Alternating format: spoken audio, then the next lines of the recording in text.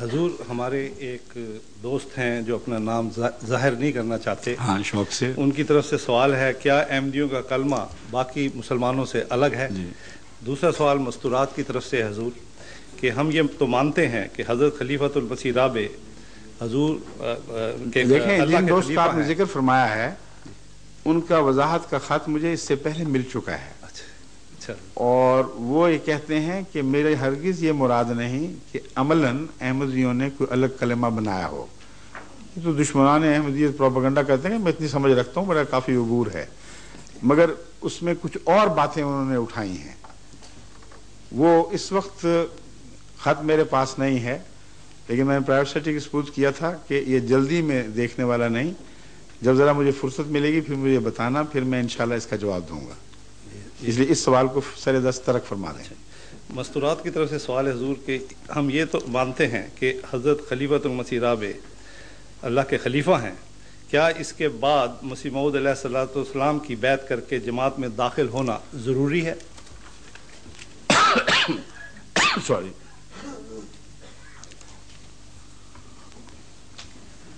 یہ سوال انہوں نے بہت لیٹ اٹھایا ہے۔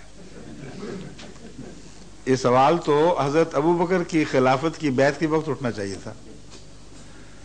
حضرت مرزا صاحب تو ایک امام مہدی، غلام نبی، مطیع نبی، قرآن نے شرط لگائی ہے من یطع اللہ والرسول فاولئک مع الذین انعم اللہ علیہم۔ اب انعام صرف محمد کے مطیع کو ملے گا صلی اللہ علیہ وسلم، اور آقا سے بات شروع ہوتی ہے۔ رسول اللہ علیہ وسلم کی بیعت کرنے والے جنہوں نے بیعت رضوان کی، جن کے متعلق خدا نے فرمایا کہ ان کی بیعت مقبول ہو گئی، اگلے پچھلے سب گناہ معاف ہیں، انہوں نے حضرت ابوبکر کے ہاتھ پر سب نے بیعت کی، جو متردد تھے انہوں نے بھی کی۔ تو سوال وہاں اٹھنا چاہیے تھا نا کہ اب اٹھنا چاہیے 1400 سال کے بعد، سمجھے ہیں؟ ضمناً میں آپ کو لطیفہ سنا دوں، خبر دیر سے پہنچنے والا، معلوم ہوتا ہے ان تک بھی خبر دیر سے پہنچی ہے۔ ایک لطیفہ مشہور ہے کہ افغانستان میں بعض علاقے ایسے ہیں جہاں بالکل شیعیت کا علم ہی کچھ نہیں، وہ کلیتاً سنی بھی ہیں اور متشدد چونکہ ہیں اس لیے دوسرا پیغام بھی نہیں پہنچا ہوا۔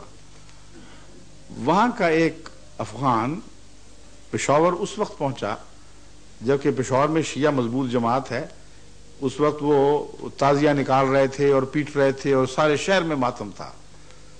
وہ سمجھا کہ کوئی بہت بڑا آدمی شہر کا فوت ہو گیا، تو اس نے کہا کہ جناب یہ کیا واقعہ ہوا، کون عظیم ہستی ہے جو وفات پا گئی ہے، سارا شہر ماتم میں ہے۔ انہوں نے کہا تمہیں پتہ نہیں کہ حضرت امام حسین شہید ہوئے تھے، یہ ان کا ماتم ہو رہا ہے۔ اس نے کہا اچھا تو یہاں یہ خبر اب پہنچی ہے؟ اتنی صدیاں گزر گئی اور آج یہاں اطلاع پہنچی ہے؟ تو یہ جو خاتون ہیں یہ اس سے بھی آگے بڑھ گئی ہیں، 1400 سال بعد ان کو اطلاع پہنچی ہے کہ خلافت کی بیعت ہونی ضروری ہے۔ کیوں ضروری ہے یہ پوچھ رہی ہیں۔ شکریہ۔ اب میں جناب پروفیسر محمد زرار صاحب سے جو ایسٹ لندن سے تشریف لائے ہیں، کہاں ایسٹ لندن سے؟ جی، کہاں کے رہنے والے ہیں؟ پیچھے سے گجرات کے یا میں جناب آزاد کشمیر کے یا کہاں کے؟ جناب میں لاہور سے ہوں، خالص لاہور کے؟ خاص لاہور سے ہوں، ملتان روڈ پر میری رہائش ہے۔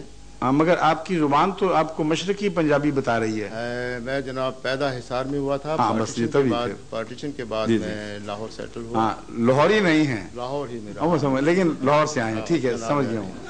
فرمائیے۔ السلام علیکم۔ وعلیکم السلام ورحمۃ اللہ۔ جناب علی، پاکستان میں اس جماعت احمدیت کے ماننے والے یا پیروکاروں کو کن وجوہات کی بنا پر کافر قرار دیا گیا ہے؟ جبکہ یہ بات آج کی ہے اور آج سب کے سامنے ہے، معلوم ہے۔ اس سے پہلے روایتاً مجھے علم ہے کہ آپ کے قاصد غالباً میری پیدائش کے وقت یا پیدائش سے ذرا پہلے افغانستان میں گئے تھے، اور یہ فتویٰ حکومت افغانستان نے پہلے ہی لگا دیا تھا اور انہیں کافر قرار دے کر قتل کرا دیا تھا، آپ کے علم میں ضرور ہوگا۔ تو اسی روشنی میں مجھے اطلاع پہنچ چکی ہے۔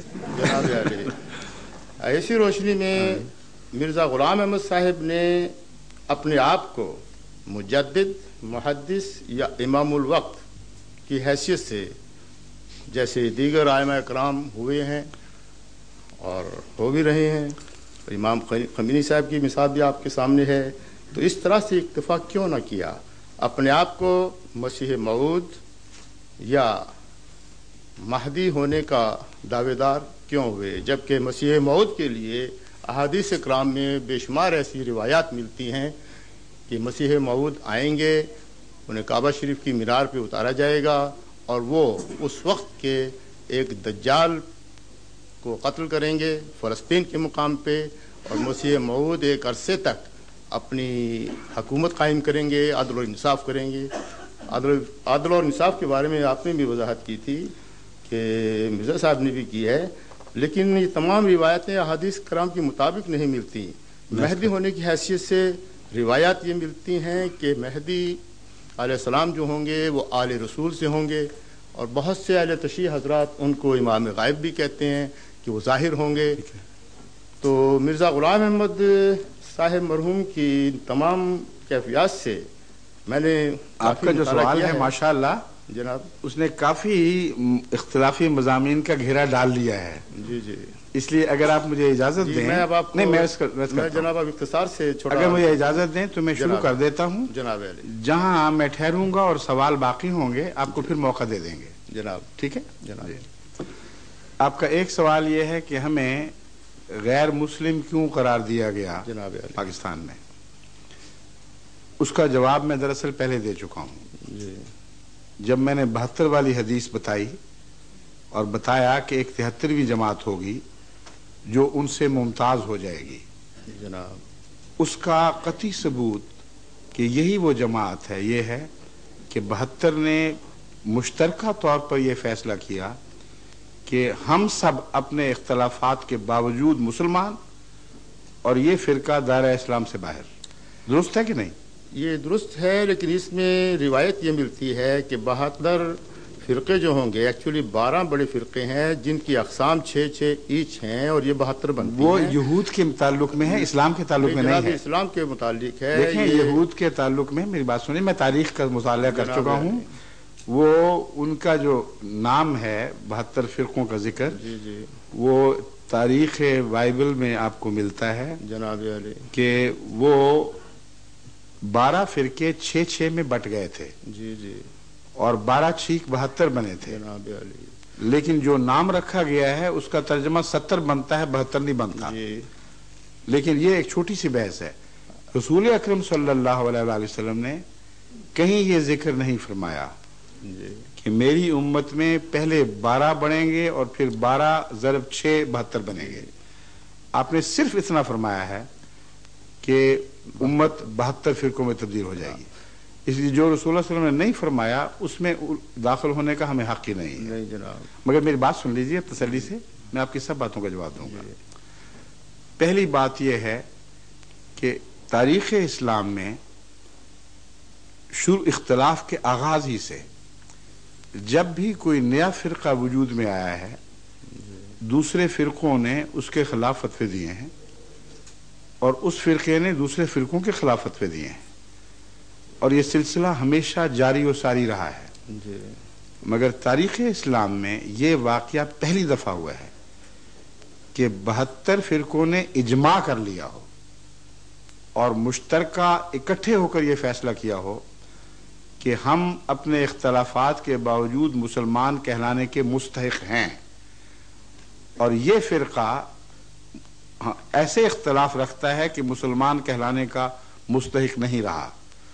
یہ درست کہہ رہا ہوں یا غلط کہہ رہا ہوں؟ اس کے بارے میں جناب روایات یہ ملتی ہیں، جیسا کہ رسول پاک صلی اللہ علیہ وسلم سے پوچھا گیا تھا کہ وہ 72 فرقے ہوں گے تو کون سا فرقہ اس پہ قائم ہوگا، تو آپ نے جواب میں یہ فرمایا تھا کہ انہی میں سے 72 ہی میں سے نہیں، یہ ایک بھی روایت ایسی نہیں ملتی۔ میری گزارش سن لیں، جناب علی، میں رسول اللہ صلی اللہ علیہ وسلم کی طرف بات منسوب کرنا بڑا سختی سے منع فرمایا گیا ہے۔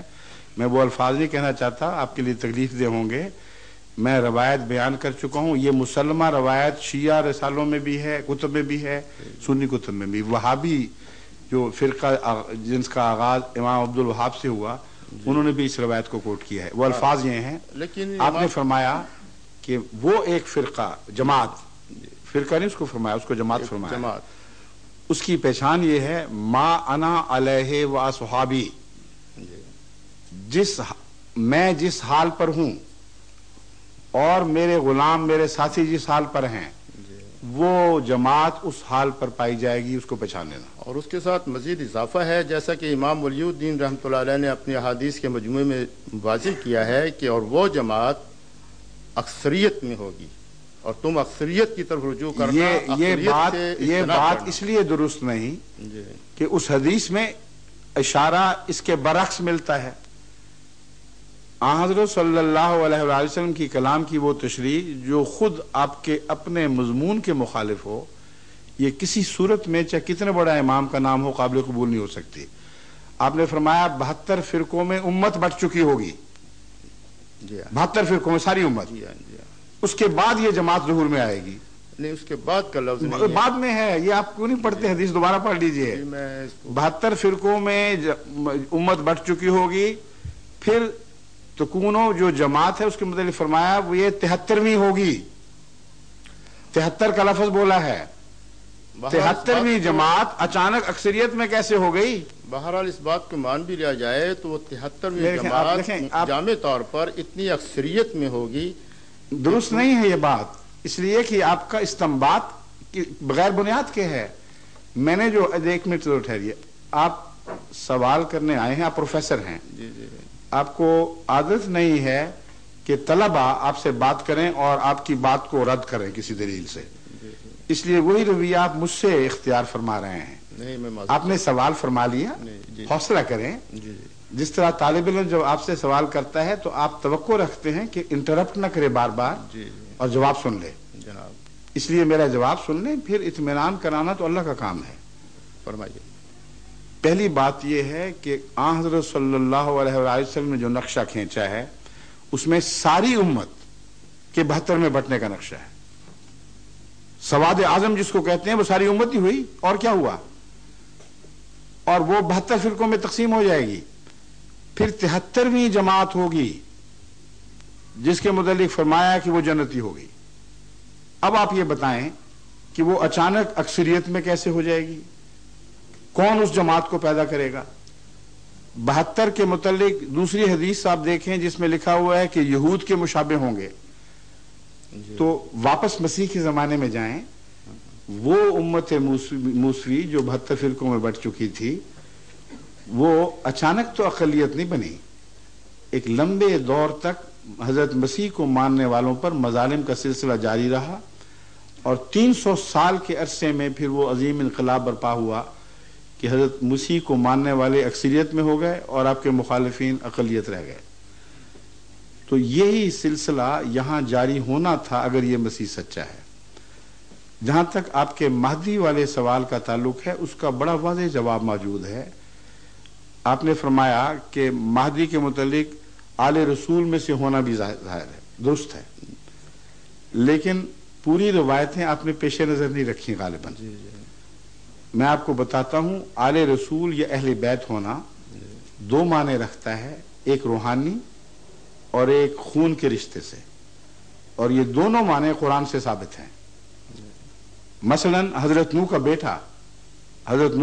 بیٹا کہلانے کے باوجود اس کے متعلق اللہ فرماتا ہے انہ لیس من اہلک، وہ تیرے اہل بیت میں نہیں ہے. تو اس طرح اہل بیت کا محاورہ روحانی طور پر بھی نافذ ہوتا ہے اور جسمانی طور پر بھی. دیکھنا یہ ہے کہ آنے والے امام سے متعلق حضرت اقدس محمد رسول اللہ صلی اللہ علیہ وآلہ وسلم جب اسے اہل بیت قرار دیتے ہیں تو کیا یہ روحانی طور پر اہل بیت قرار دے رہے ہیں، جسمانی طور پر؟ اس مسئلے کو اگر تقوی سے حل کرنا چاہیں تو قطعی ثبوت احادیث میں اور قرآن میں موجود ہے. قرآن کریم نے آخری زمانے میں ظاہر ہونے والے امام کا نام امام مہدی نہیں رکھا. کہیں آپ کو نہیں ملے گا کہ آخری زمانے میں جو امام ظاہر ہوگا اس کا نام پاک میں نہیں ہے. لیکن اس کو حضرت محمد رسول اللہ کا دوسرا دور قرار دیا ہے گویا کہ رسول اللہ صلی اللہ علیہ وسلم کی باسط ثانوی ہے، یعنی امام مہدی کو محمد کے تابع اس ایسے کر دیا گیا کہ گویا رسول اللہ صلی اللہ علیہ وسلم کی آمد ثانی ہی ہے، وہ اپنی طرف سے کچھ اور نہیں لائے گا۔ یہ ذکر سورہ جمعہ میں ملتا ہے، وَآخَرِينَ مِنْهُمْ لَمَّا يَلْحَقُوا بِهِمْ وَهُوَ الْعَزِيزُ الْحَكِيمُ۔ محمد رسول اللہ صلی اللہ علیہ وسلم کی بعثت کے بعد فرمایا آخرین میں بھی یہی رسول مبعوث ہوگا، ابھی وہ نہیں ملے، یعنی زمانے کا فاصلہ ہے۔ ذَلِكَ فَضْلُ اللَّهِ، یہ اللہ کا فضل ہے، یُؤْتِیہِ مَن یَشَاءُ، جس سے پتہ چلتا تھا کہ محمد رسول از خود دوبارہ نہیں آئیں گے، آپ کا ایک نمائندہ آئے گا جو لقب کے طور پر محمد کے تابع ہونے کی وجہ سے محمد کی آمد کہلائے گا، لیکن یہ اللہ کا فضل ہے، جسے چاہے دے دے۔ یہ جو آیت نازل ہوئی ہے اس لیے سوال پیدا ہوتے ہیں۔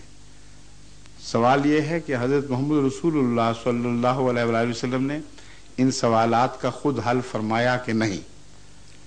اگر قطعی طور پر ثابت ہو کہ رسول اللہ صلی اللہ علیہ وسلم نے اس کا حل فرما دیا اور اس میں وہ آپ کے مہدوی آل بیت کا ذکر بھی مجمل طور پر شامل ہو تو بات زیادہ وضاحت سے کھل جائے گی۔ ایک منٹ سن لیجیے۔ جب یہ آیت پڑھی گئی تو حضرت محمد رسول اللہ علیہ وسلم کے ساتھ دوسرے صحابہ بیٹھے ہوئے تھے، ان میں سے ایک نے سوال کیا کہ کن لوگوں کا ذکر ہے؟ آخرین منہم لما یلحقوا بہم، کہ بعثت ثانیہ ایسے لوگوں میں ہوگی جو ابھی تک نہیں ملے اولین سے۔ اس کا جواب رسول اللہ صلی اللہ علیہ وسلم نے یہ دیا، بخاری کی حدیث ہے، شیعہ حدیثوں میں بھی اس کو تسلیم کیا گیا ہے، یہ وہ حدیث ہے جو سنی شیعہ سب میں متفق ہے معنوں میں۔ اس میں حضرت رسول اللہ صلی اللہ علیہ وسلم نے جواب دیا، سلمان فارسی آپ کے پاس بیٹھے ہوئے تھے، ان کے کندھے پر ہاتھ رکھا اور فرمایا لو کان الایمان عند الثریا لنالہ رجل من ہؤلاء، اگر ایمان ثریا پر بھی اٹھ گیا تو ان میں سے وہ شخص ہوگا جو اسے دوبارہ زمین پر کھینچ لائے گا، یعنی میں نہیں ہوں گا، لیکن میرے آنے کا جو ذکر ہے وہ کسی اور ذات میں میری نمائندگی میں پورا ہوگا۔ اور وجوہات بیان فرما دی کہ جب قرآن موجود ہے، سنت موجود ہے، تو ضرورت کیا پڑی ہے کہ کسی کوئی اور آدمی آئے اور پھر اس کو اثر نو ایسے لوگ پیدا کرے گویا وہ صحابہ سے آ ملے ہیں۔ اس کی وجہ دیکھیں کیسی حکمت کا جواب ہے، فرمایا لو کان الایمان عند الثریا، یعنی کتابوں کے ہوتے ہوئے، شریعت کے کمال کے باوجود ایسا وقت آ سکتا ہے کہ ایمان اٹھ جائے دلوں سے اور ثریا تک جا پہنچے۔ کون اس کو لے کے آئے گا؟ عرب بیٹھے ہوئے تھے، کسی عرب کا کندھا نہیں چنا آپ نے، سلمان فارسی کا کندھا چنا ہے اور فرمایا کہ لنالہ رجل من ہؤلاء ذالک فضل اللہ یؤتیہ من یشاء کی یہ تشریح تھی دراصل۔ اب سوال یہ پیدا ہوتا ہے کہ اس حدیث کا ان احادیث سے کوئی تصادم ہے جس میں اہل بیت کے میں سے امام ہونے کا ذکر ہے؟ یہ سوال اٹھتا ہے۔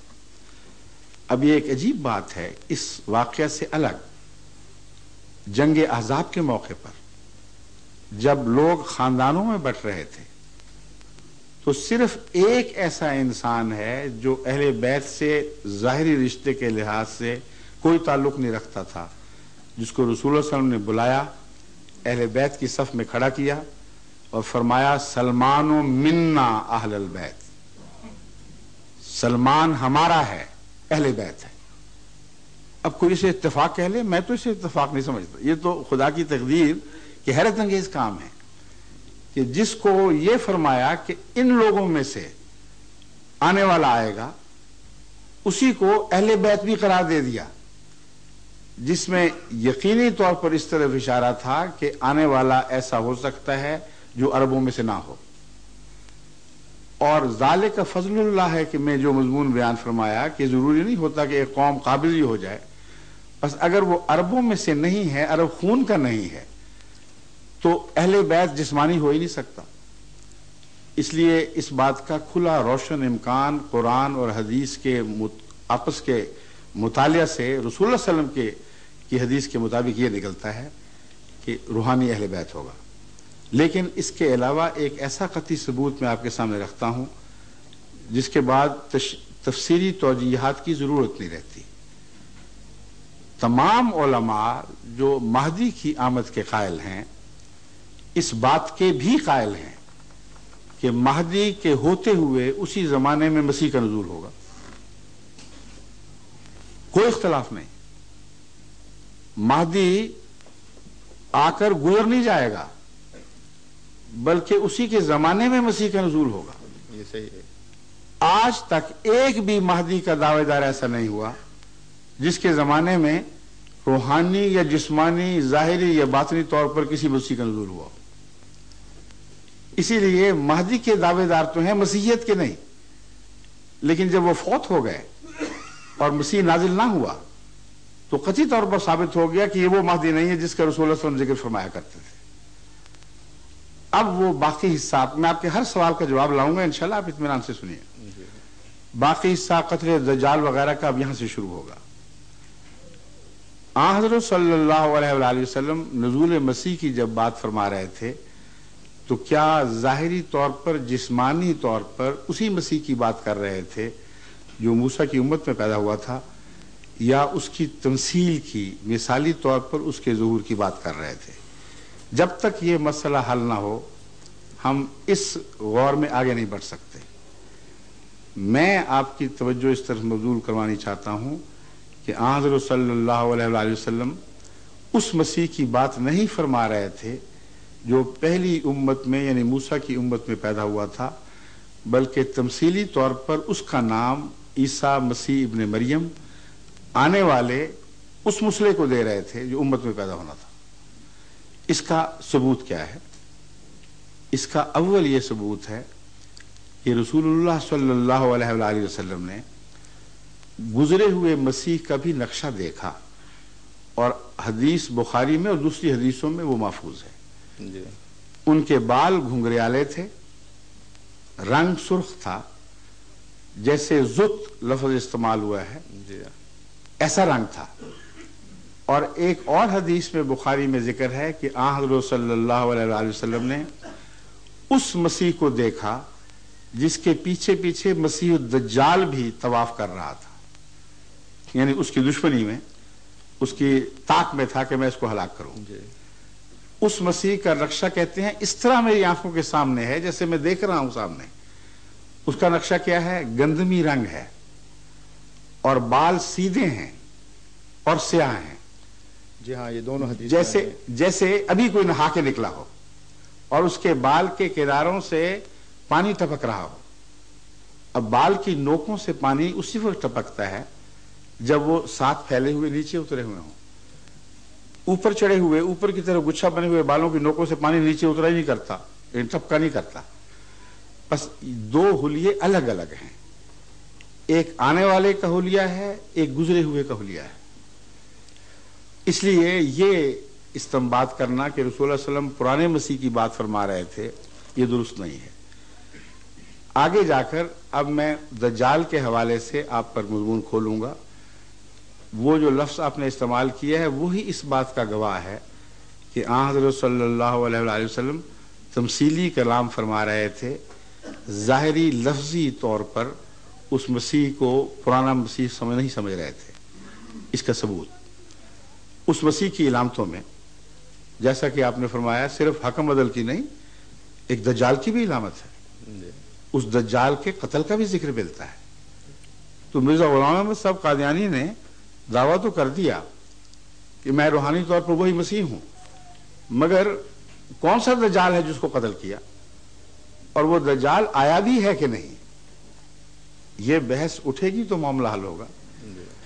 اب آپ دیکھیے کہ دجال کی علامتیں رسول اللہ صلی اللہ علیہ وسلم نے کیا بیان فرمائی ہیں. ایک علامت یہ ہے کہ دیو ہیکل ایسا بڑا کہ اس سے بڑے حجم کا انسان کبھی کسی نے نہیں دیکھا. اس کا سر گویا آسمان سے باتیں کر رہا ہوگا، اور کلاؤڈ لائن سے اوپر تک اس کا عروج ہوگا. ایک آنکھ اندھی یعنی دائیں آنکھ، اور بائیں آنکھ ایسی روشن کہ زمین کی پاتال تک کی خبر لائے گی، نیچے تک اترے گی۔ یہ وجود ہے دجال کا جو دنیا کو بے قابل ہوگا اور ان پر حکومت کرے گا۔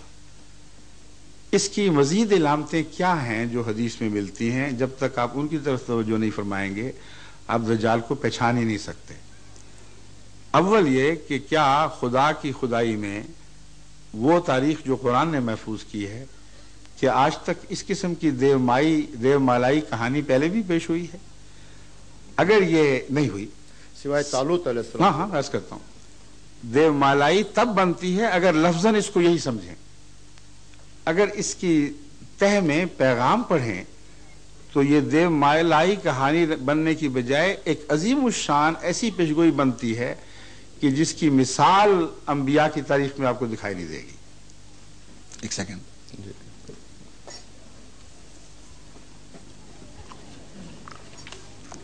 آپ نے فرمایا وہ قابض جو ہوگا دنیا پر تو کس طرح قابض ہوگا؟ فرمایا اس کا ایک گدھا ہوگا، اور وہ گدھا بھی عظیم الخلقت ہوگا، اتنا بڑا ہوگا کہ گویا اس کے دو کانوں کے درمیان 70 باہ کا یعنی تقریباً 105 فٹ کا فاصلہ ہے، اور اس کی علامتیں بڑی عجیب بیان فرمائیں۔ فرمایا وہ آگ پر چلے گا، پٹھے نہیں کھائے گا، دانا دن کا اس کی غذا نہیں ہوگی، وہ آگ کھا کر چلے گا۔ اور وہ گدھا خشکی پر چلے گا یا سمندر میں چلے گا یا ہوا پر؟ اس کا جواب اس طرح ملتا ہے، آپ فرماتے ہیں کہ اول وہ اتنا تیز رفتار ہوگا کہ مہینوں کا سفر گھنٹوں میں طے کرے گا۔ نمبر 2، اس میں سواریاں بیٹھیں گی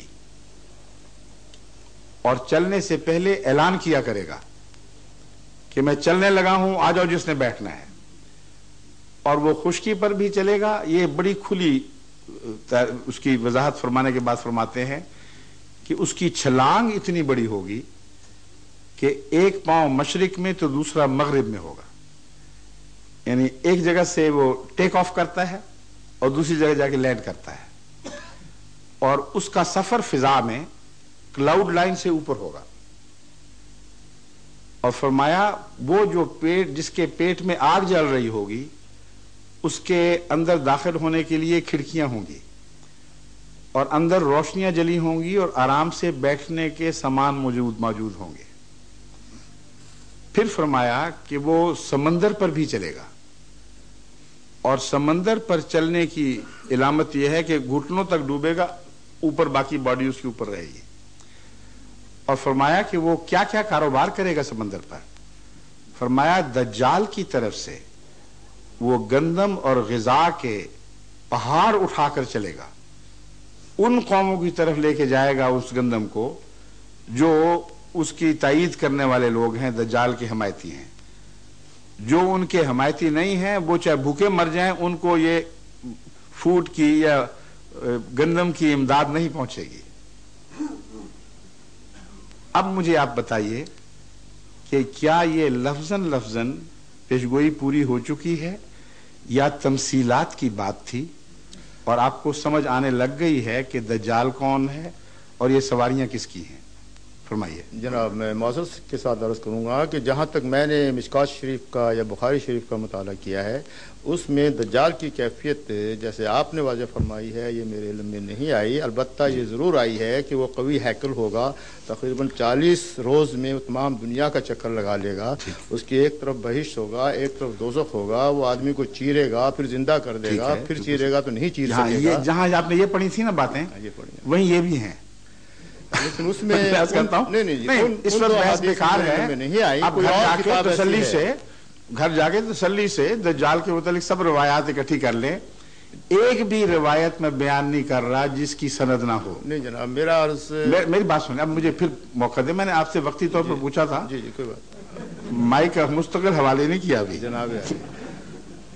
قصہ یہ ہے کہ یہ روایات جو دجال کے گدھے کے متعلق ہیں، اسے کہتے ہیں خرد دجال، یہ صرف پروفیسروں کے علم میں نہیں ہے، یہ عامت الناس کے علم میں ہے۔ خر دجال کا قصہ تو گھر گھر گلی گلی مشہور ہے کہ دجال کا ایک گدھا ہوگا جو آگ کھا کر چلے گا۔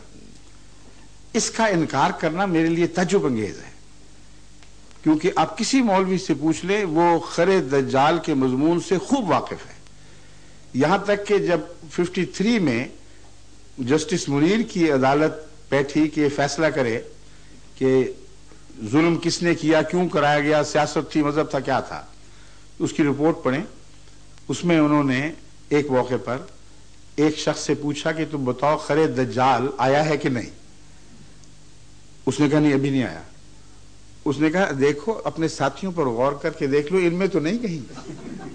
اور اس پر خوب کہکہا پڑا اور یہ ریکارڈ ہوئی ہے بات. تو خر دجال تو گلی گلی کا قصہ ہے.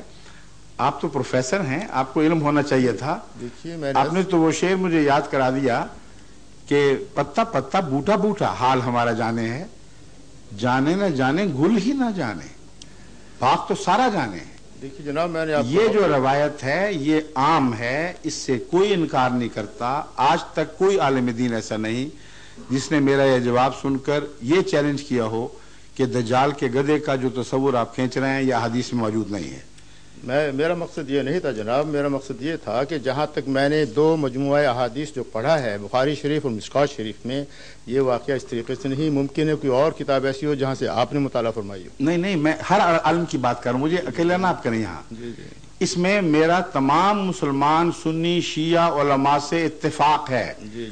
وہ سب اس بات پر متفق ہیں کہ جہاں بھی دجال کا ذکر آیا ہے اس کے ساتھ خر دجال کا ذکر بھی ملتا ہے، اور یہ سب علامتیں پائی جاتی ہیں. جناب اب سنیے، عیسائی دنیا میں جب بھی میں نے یہ بیان کی باتیں، مثلا آسٹریلیا میں ایک موقع پر ایسا پیش آیا کہ ایک عیسائی پادری صاحب نے لوگوں کو انگیز کرنے کے لیے سوال کروایا کہ دجال کون ہے. وہ کہیں گے، ہم کہیں گے کہ آپ لوگ ہیں، تو ان کو غصہ آئے گا. میں نے کہا دیکھیں، میں آپ کو ابھی بتاتا نہیں کہ دجال کون ہے، میں اس کی علامتیں بتا دیتا ہوں، آپ مجھے بتانا کہ آپ سمجھے ہیں کہ نہیں.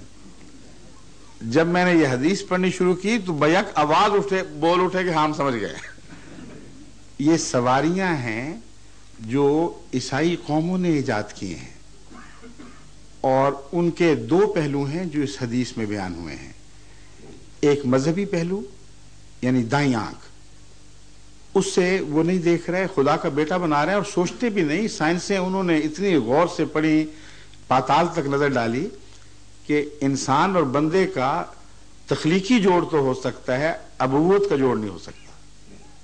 اس لیے ایک آنکھ اندھی ہے بالکل، ایک آنکھ روشن ہے، یعنی دنیا کی علم کی آنکھ، جستجو کی آنکھ، حیرت انگیز کرنا میں. اور یہ جو دجال کا گدھا بننا خود ان عظیم کارناموں میں سے ایک ہے. فوڈ ایڈ جو دی جاتی ہے اس کا کوئی تصور بھی اس زمانے میں موجود نہیں تھا. لیکن رسول اللہ علیہ وسلم اس گدھے کو ماؤنٹین آف فوڈ لیے ہوئے پھرتا دیکھ رہے ہیں کہ وہ غریب قوموں کی طرف جا رہا ہے، مگر غربت کی وجہ سے نہیں، دجال کی حمایت کی وجہ سے. سرجری کی جو باتیں آج ہمارے سامنے آ رہی ہیں وہ حیرت انگیز ہیں کہ بدن کا ایسا کٹ جانا کہ وہ 2 نیم ہو جائے، اور اگر فوری طور پر اس کو جوڑ دیا جائے تو رگے ملا کر انہوں نے پھر اس کو زندہ کر دیا. تو یہ ساری آن حضرت صلی اللہ علیہ وسلم کی عظیم الشان پیشگوئیاں ہیں، لیکن ظاہر پر محمول کرنے سے یہ مسئلے حل نہیں ہوتے.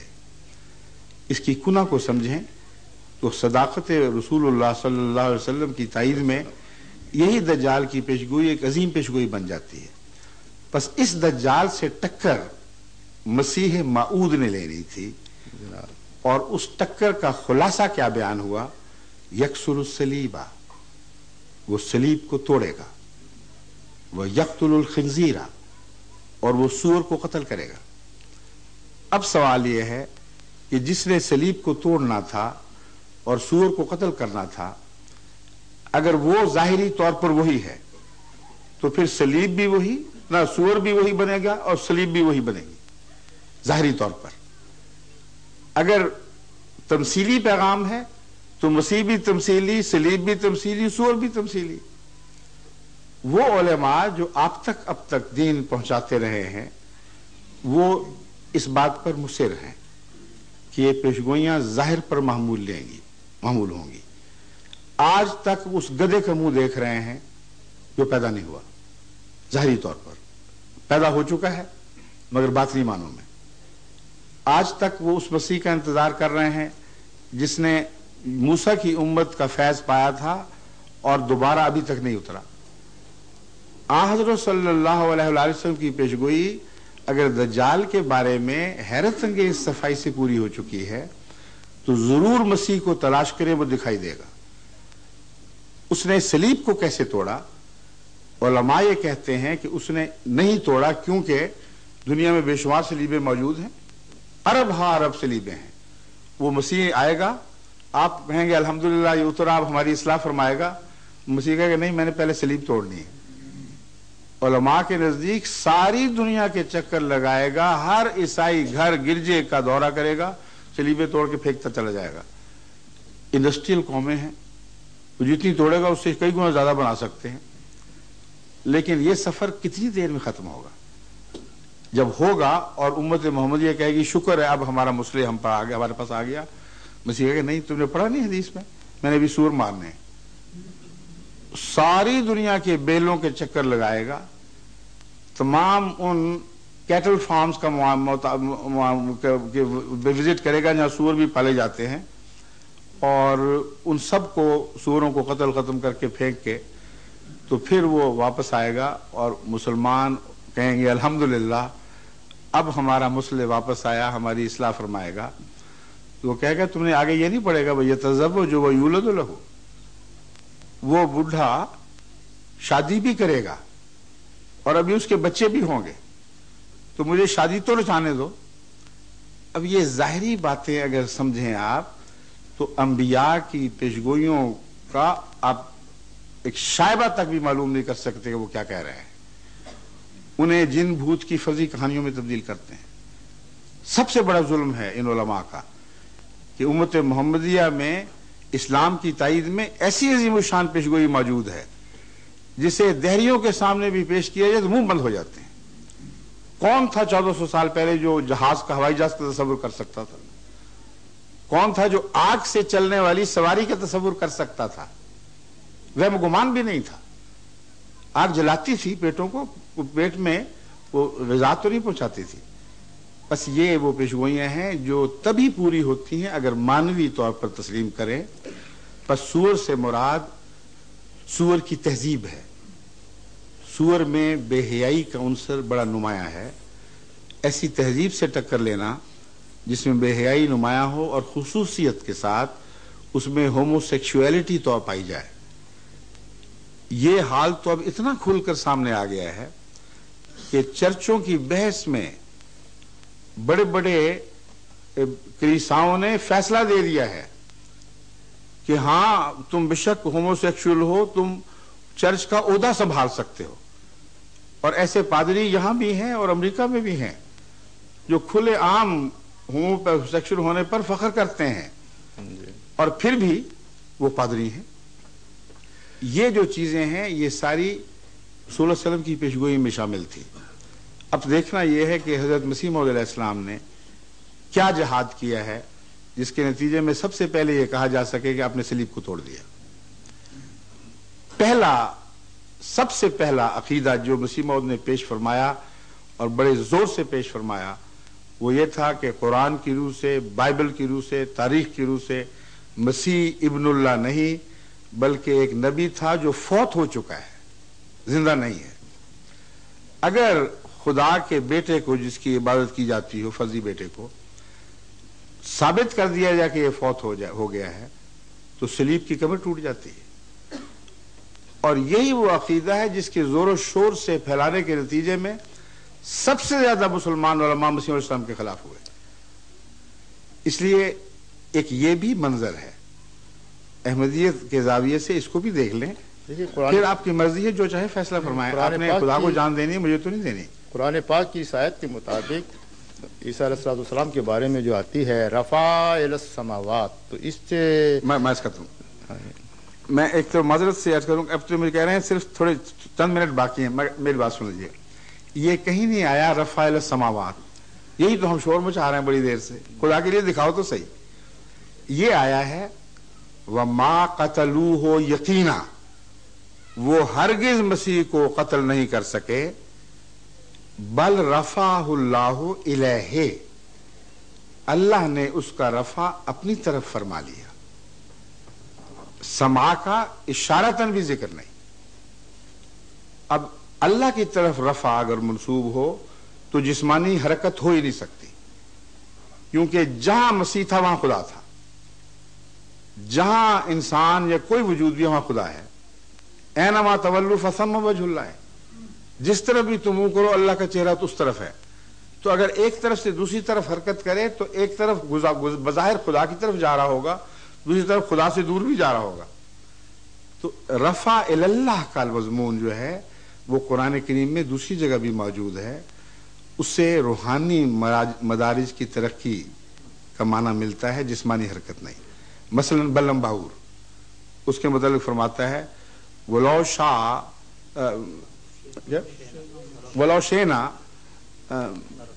लरफाना हो बिहा वलाकिन्नहु अखलदा इलल अर्द। बल्लम बाऊर में कुछ अच्छी बातें भी थीं, उन सलाहियतों के पेश नजर वलौ शेना, अगर हम उसे चाहते, ला रफाना हो बिहा, हम उसका रफा फरमा लेते। वलाकिन्नहु अखलदा इलल अर्द, वो जमीन की तरफ झुक गया। अब गौर करके देख ले, रफा का अगर माना जिस्मानी रफा हो सकता है तो यहां ज्यादा अहम है, जरूरी है, क्योंकि जमीन की तरफ झुकने का भी मुखालिफाना मजमून मौजूद है। लेकिन सब लोग जानते हैं कि दुनियादारी की तरफ झुकना ये जमीन की तरफ झुकना है, और अल्लाह की आसमान की तरफ यहां रफाना हो बेहासिल रफाना का जिक्र है। जब रफा आता है, खुदा रफा फरमाता है, तो दर्जों की बुलंदी, रूहानी मदारिज की तरक्की मजमून होता है।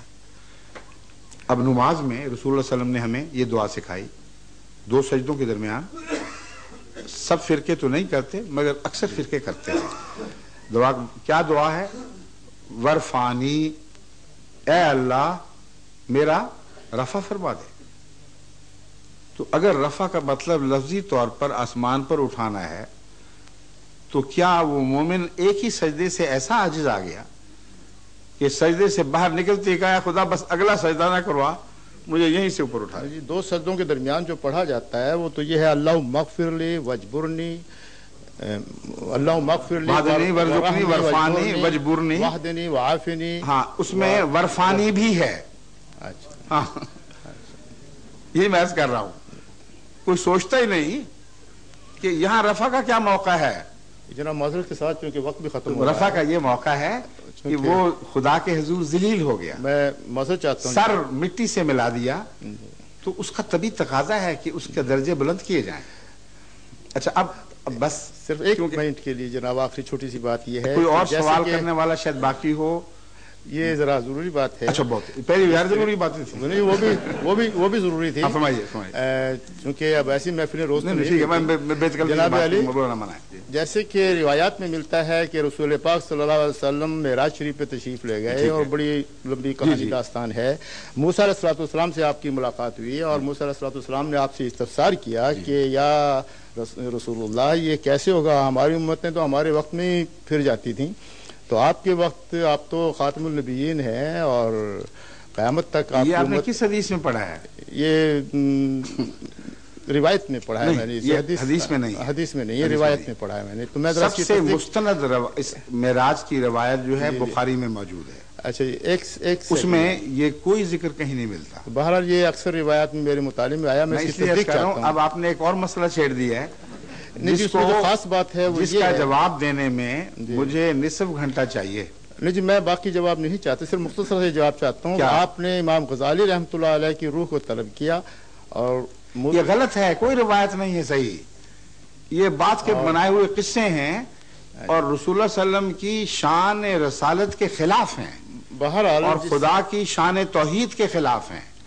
इसलिए ऐसी बातें जो कहानियां घड़ दी गई हैं, मैं उनके जवाब का पाबंद ही नहीं। इस तरीके से ज़बूर में और बाइबल में रसूल पाक सल्लल्लाहु अलैहि वसल्लम की बेसत के बारे में बाकायदा नाम से आया है, अहमद नाम से आया है, तो इसी तरीके से कुरान पाक में آپ کے بارے میں اس قسم کے نام سے کوئی بات نہیں آئی، جبکہ ہمیں کوئی محمدن بھی کہتا ہم اس کو ریفیوٹ کرتے ہیں کہ we are not Mohammedans, we are Muslim اور آور ریلیجن از اسلام. درست ہے. تو آپ کے یہاں پہ لفظ احمدیت کو کیوں استعمال کیا جاتا ہے؟ وہ حضرت مسیح علیہ السلام نے، آپ نے ایک سوال کرنا تھا وہ کر لیا ہے، یہ دوسرا آپ نے زائد کر دیا ہے.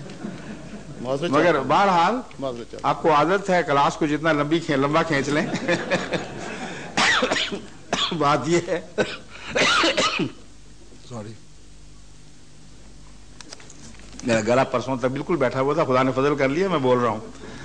بات یہ ہے کہ حضرت مسیح علیہ السلام نے اس مضمون پر تفصیلی کتاب لکھی ہے اور وجہ یہ بیان فرمائی ہے کہ اسلام ہی اصل نام ہے، مگر میں احمدی مسلم اس لیے کہتا ہوں لکھو کہ حضرت محمد رسول اللہ کی دو شانیں مذکور ہیں، ایک محمدی شان ایک احمدی شان، اور شان احمدیت کی مماثلت مسیحیت سے ہے اور شان محمدیت کی مماثلت موسیٰ سے ہے. آپ کے پہلے دور میں محمدی شان نے جلوہ دکھانا تھا، اگرچہ محمد اور احمد بیک وقت آپ تھے، مگر دوسرے دور میں احمدی شان نے جلوہ گر ہونا تھا، اور اس کی تائید میں آپ نے گزشتہ عظیم مجددین کے حوالے دیے جنہوں نے یہ لکھا ہے کہ آخرین کا جب وقت آئے گا تو ایک حضرت مجدد علی ثانی یہ لکھتے ہیں کہ شان محمدیت کا رفع ہوگا اور وہ اٹھا لی جائے گی اور شان احمدیت ظہور کرے گی. اب وہ بزرگ جنہوں نے کوئی دعویٰ نہیں کیا ایسا، انہوں نے اپنے نفس کی خاطر یہ باتیں ایجاد نہیں کی. یہ ادوار ہوتے ہیں، جیسے موسیٰ کی امت موسیٰ کی تھی مگر اس کا ایک مسیحی دور مقرر تھا، اور موسیٰ نے جو پیشگوئی کی محمد نام سے کی، مسیح نے جو پیشگوئی کی وہ احمد نام سے کی. پس لازماً مسیحی دور میں آپ کی احمدی شان نے جلوہ گر ہونا تھا.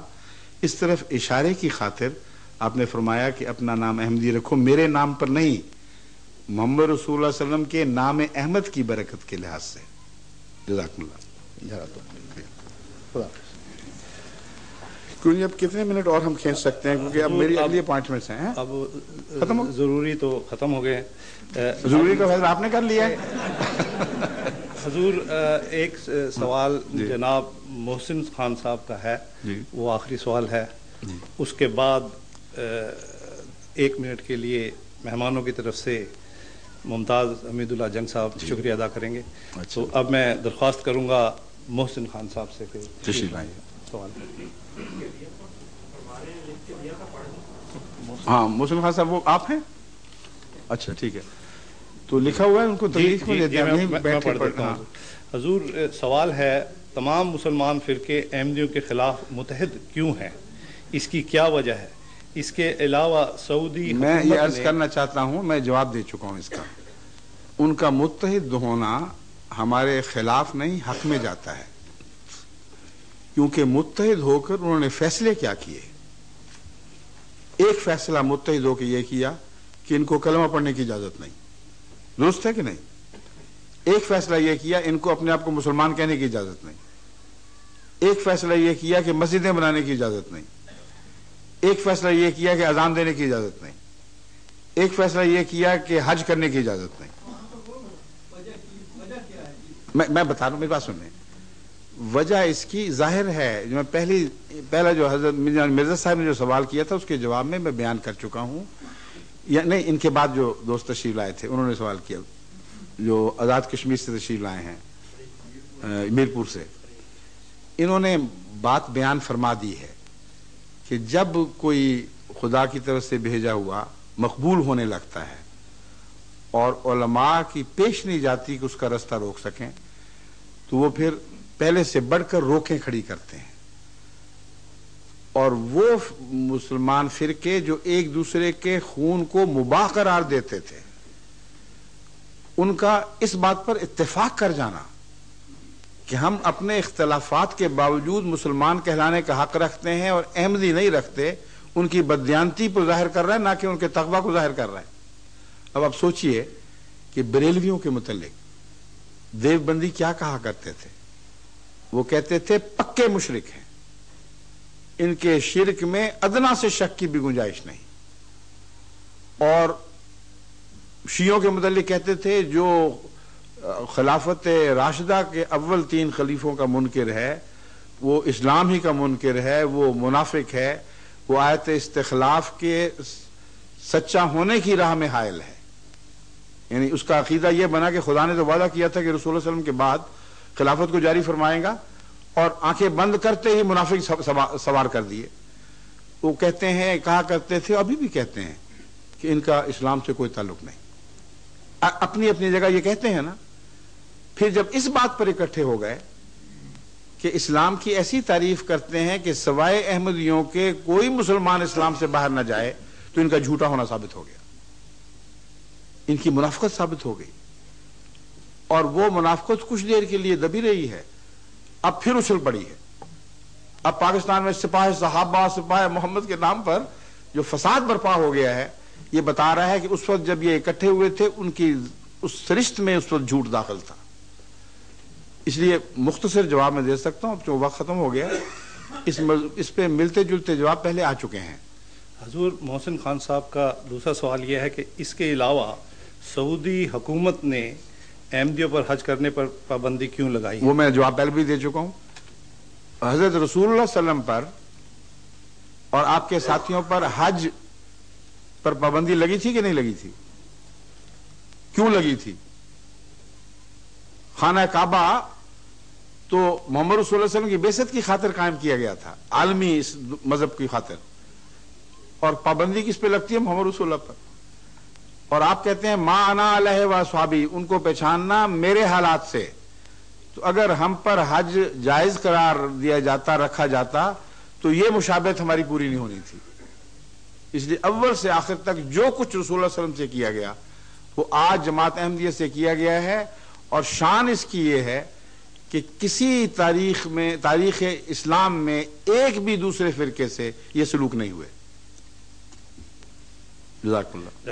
حضور، اب میں جناب نواب زادہ ممتاز حمید اللہ جنگ صاحب سے درخواست کروں. بات یہ ہے کہ یہ میری اور ان کی بڑی محبت ہے، اس لیے میں صرف یہ ڈرتا ہوں کہ کہیں نعوذ باللہ یہ میری تعریف نہ شروع کر دیں. یہ مہمانوں کی طرف سے، اس لیے اگر مختصر صرف جو رسمی ہوتا ہے طریق، اس پہ وہ شکریہ ادا کریں تو میں ان کا ممنون ہوگا، ورنہ میرے لیے بڑا ایمبیرسنگ ہوگا. تشریف لائیے. ان کی خواہش ہے کہ مہمانوں کی طرف سے.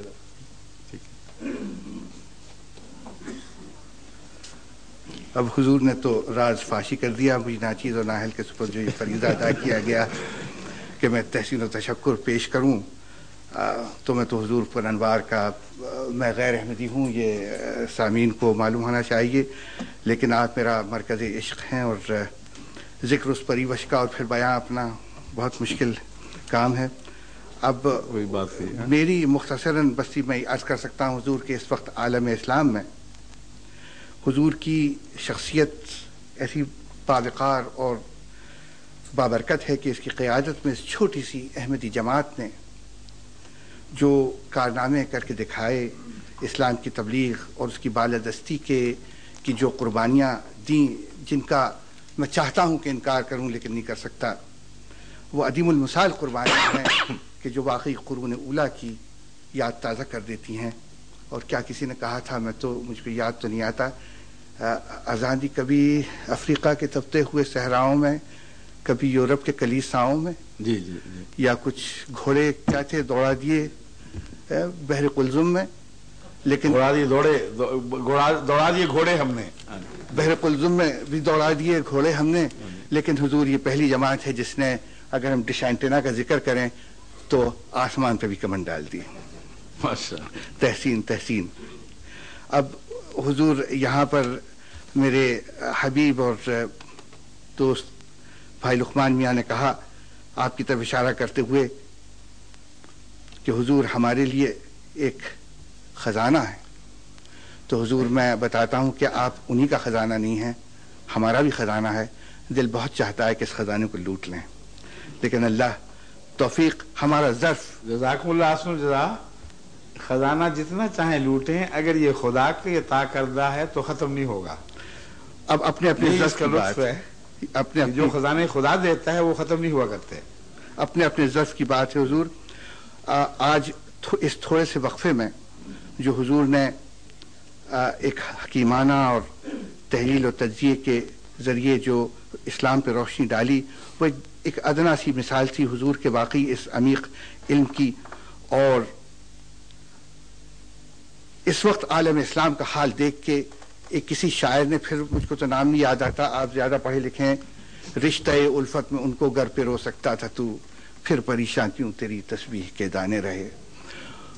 حضور اس جماعت کو دیکھ کے یہ معلوم ہوتا ہے کہ کہیں کچھ کیمیائی اثر ہے، کہ وہ راز معلوم ہو گیا ہے کہ جس راز کے ذریعے یہ تسبیح کے دانے پھر جڑتے چلے جاتے ہیں. ماشاءاللہ، بہت اور حضور کی فصاحت و بلاغت تو ماشاءاللہ وہ تسبیح کے دانے پرونے کی مثال تازہ کر رہی ہے. بس ختم کرتا ہوں حضور، وقت کی کمی ہے. پا گئی آسودگی کوئے محبت میں خاک، آوار جو مدتوں آوار جو حکمت کے صحراؤں میں تھی. جزاکم اللہ حسن جزا. ماشاءاللہ ابھی تو میں نے ان کو روک رکھا تھا. یہ بہت فصیح و بلیغ، بہت ہندوستان کے ایک معزز خاندان کے چشم چراغ ہیں، اور ہندوستان کی مذہبی تاریخ میں اس خاندان کے حوالے سے بات مکمل نہیں ہوتی، اور اس کی تفصیل میں آپ کو اس وقت نہیں بیان کر سکتا، لیکن میرے ساتھ ان کی خطابہ، ان کی جو پرانی کتب میں ان کے آباء و اجداد کے ذکر ملتے ہیں، اس کے حوالے سے میں بتا رہا ہوں کہ ہندوستان کی مذہبی تاریخ میں اس خاندان نے بہت اہم کردار ادا کیا ہے.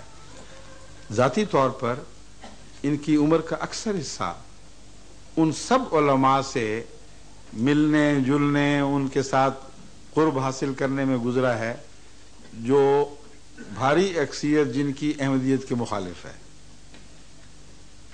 اور اس سب پس منظر کے باوجود جو زندگی کے فارمیٹیو ایئرز میں انہوں نے احمدیت کے خلاف باتیں سن رکھی تھیں، جب ان کے ایک دوست نے ان سے کہا کہ ہمارے مرزا صاحب کا خطبہ آتا ہے، وہ بھی سن لو، دیکھ لو، تو ان کی فطرت کی جو تھی نا اندر کی روشنی، کسی دلیل میں نہیں گئے. انہوں نے خطبہ سنا کہ دیکھو یہ بات میں بتا دیتا ہوں، یہ آدمی سچا ہے، یہ جھوٹا نہیں ہے. اور پھر محبت بڑھتی گئی. مجھے لکھتے رہے کہ اسلام کا اب مجھے پتہ لگا ہے کہ عرفان کس کو کہتے ہیں، ورنہ پہلے تو تذکرے علماء سے دوستیاں گفت و شنید چلا کرتی تھی، مگر اسلام کے معنی کی روح نہیں سمجھ آتی تھی. تو یہ ان کی مہربانیاں ہیں، ان کی محبت ہے، اللہ ان کو جزا دے. لیکن جب تک دل میں نور تقویٰ نہ ہو، ایسی عظیم انقلابی تبدیلی واقعہ نہیں ہو سکتی. جبکہ فخر کے ساتھ یہ کہہ سکتے تھے کہ سارے ہندوستان کے چوٹی کے علماء میرے ذاتی واقف ہیں اور میں بہت کچھ جانتا ہوں احمدیت کے متعلق. اس سب کو ایک طرف پھینک دیا اور نور نظر سے جو مشاہدہ فرمایا اس کو فوقیت دی. تو اللہ تعالیٰ ان کو بہترین جزا دے. اور آپ سب کو میری یہی آپ سے استدعا ہے کہ قرآن نے ہدایت کی شرط کے لیے تقویٰ کو سب سے اول قرار دیا ہے. ہدی للمتقین، پہلی آیت میں ہی سورہ بقرہ میں یہ بیان کر کے فرما دیا کہ تمہیں جتنا چاہے علم پر ناز کر لو، اگر تقویٰ نہیں ہوگا تو یہ کامل کتاب بھی تمہاری ہدایت نہیں کر سکے گی. تو اللہ سے یہ دعا مانگیں کہ ہمارا تقویٰ بھی کامل فرمائے، آپ کا تقویٰ بھی کامل فرمائے. پھر جو رستہ بھی جائے گا خدا کی طرف ہمیں اکٹھا کر دے گا. اس کے بعد میں اجازت چاہتا ہوں. السلام علیکم. خدا حافظ.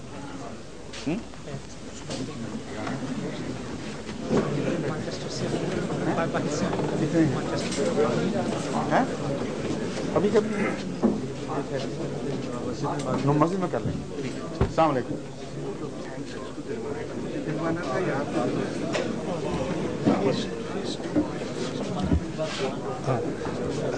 موضوع